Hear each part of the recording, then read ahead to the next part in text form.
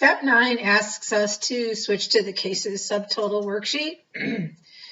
And so here we can see this information is in a table already set up. And one thing you can do with this information is you can look for subtotals, and you can organize it by different categories. So for example, of course, subtotals are going to come from fields that have numbers in them, right? So if we want to see a subtotal for all body material that's plastic, maybe from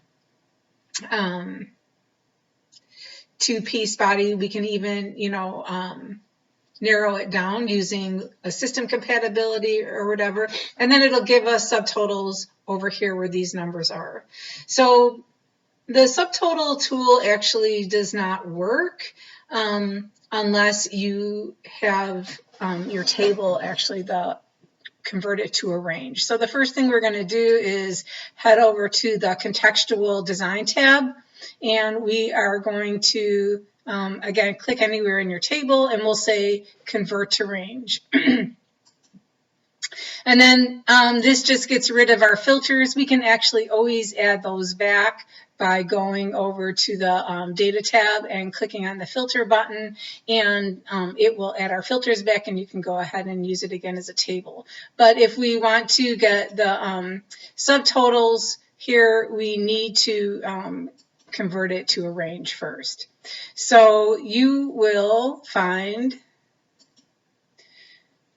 the subtotals on the data tab in the outline group. My ribbon's kind of smushed, so it's not sticking out, but if I click on the little pull down, here I can see my subtotal tool. So I'm going to click on it, and it gives me some choices. So they are asking us subtotals should be inserted at each change in the system compatibility. So we're going to choose the system compatibility field, meaning that each time there's a new system compatibility, it's going to change. The other thing that I want to point out is that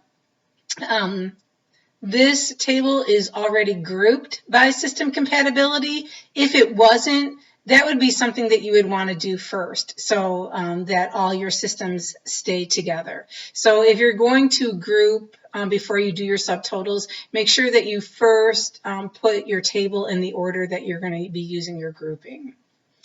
And then B says the subtotal should use the sum factor, so that's already here, but if you wanted it to use something else, you could use something else. And we want to see subtotals for the 2018 inventory, the cases sold, and the cases available. So essentially for everything that has numbers for data. And we'll say okay.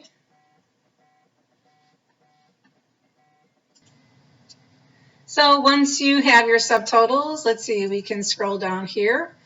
Here's the grand subtotal, but you'll see that after each system compatibility, it makes a line space and it gives you the subtotal for each system compatibility, and that's what we asked it to do. These numbers over here actually are just different kind of outlines, different ways to look at your data.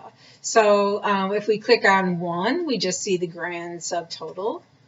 2 just gives us the totals, the subs and the grand, and then back to 3 gives us all our information again.